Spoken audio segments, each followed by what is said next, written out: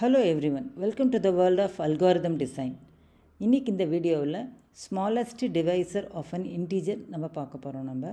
Content of this video is taken from the book How to Solve It by Computer by R.G. Dromey. எக்ஸலண்ட்டான book 1982 publish ஆனது. ஆனால் it is a very good introduction to solving. Computer algorithm டிசைனுக்கு இந்த book ஒரு அருமையான book. வாய்ப்பு கிடைச்சதுன்னா இந்த புக்கை படித்து பாருங்கள். ஸ்மாலஸ்ட் டிவைசர் பார்க்குறதுக்கு முன்னாடி டிவைசஸ்னால் என்ன, how to get all the devices அப்படிங்கிறத பார்க்கலாம். உதாரணத்துக்கு நம்ம 36 எடுத்துருக்குறோம். இப்போ நம்ம 36 டிவைசர் பார்க்கணும் அப்படின்னா 36 mod x பார்க்கணும். அதாவது எக்ஸுங்கிற ஒரு நம்பரால் 36 டிவைட் பண்ணும்போது அதனுடைய ரிமைண்டர் 0 வந்ததுன்னா X is a divisor of 36. உதாரணத்துக்கு 2ஆல் நம்ம டிவைட் பண்ணுறோம். 36 mod 2, தட் இஸ் 36 2ஆல் டிவைட் பண்ணும்போது அதனுடைய ரிமைண்டர் 0. அப்போ 2 இஸ் எ டிவைசர் ஆஃப் 36. இப்போ அடுத்த டிவைசஸ்லாம் வேணும், ஒரு கம்ப்ளீட் செட்டே வேணும்னா we have to verify with 3.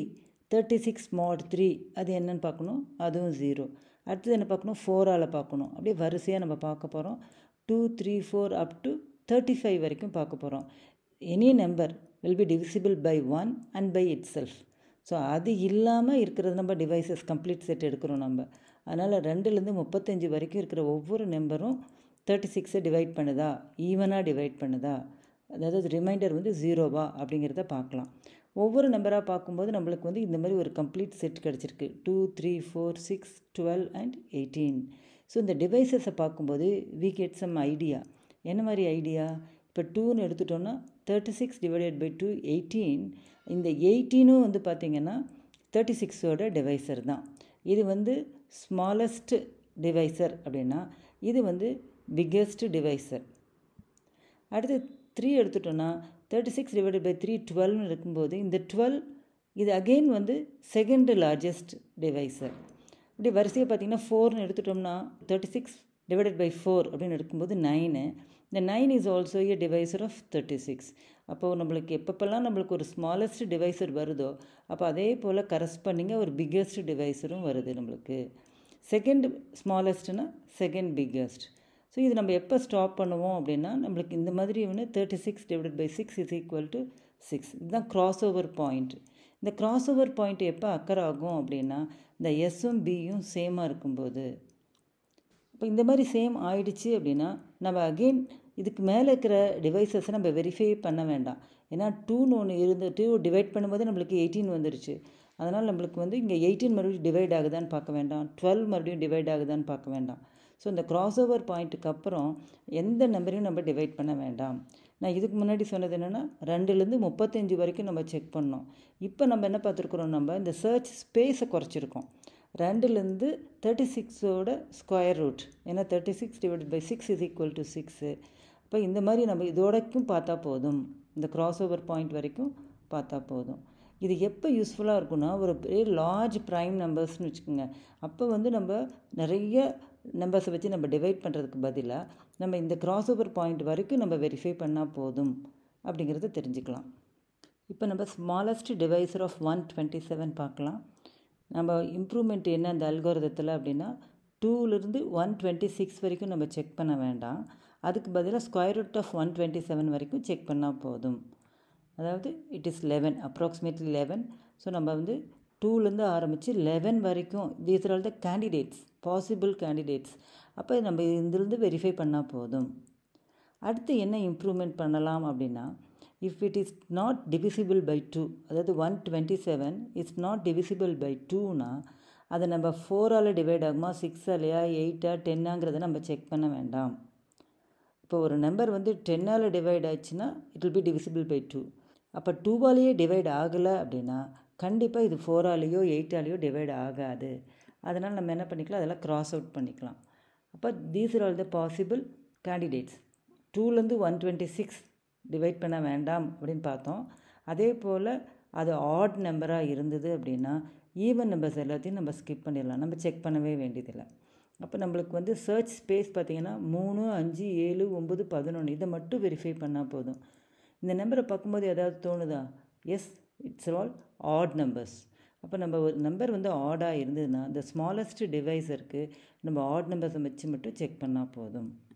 So strategy to find the smallest divisor. If the number is even, நம்ம கொடுத்துருக்க n வந்து ஈவனாக இருந்ததுன்னா obviously the smallest divisor is 2. இல்லை it is odd அப்படின்னா then we have to compute the square root r of n. While no exact divisor less than the square root of n, அதாவது square root of என்னை விட லெஸ்ஸராக எந்த டிவைஸரும் இல்லை அப்படின்னு check பண்ணுற வரைக்கும் we have to repeat it. Test the next divisor in the sequence 3, 5, 7ங்கிற add சீக்வன்ஸில் ஒவ்வொரு நம்பராக எடுத்து நம்ம டெஸ்ட் பண்ண போகிறோம். எக்ஸாக்ட் டிவைசர் அப்படின்னு கொடுத்துருக்கோம். எக்ஸாக்ட் டிவைசர்னால் என்ன?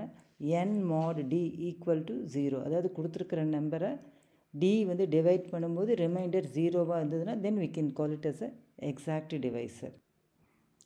Now we will see the algorithm to find the smallest factor of an integer.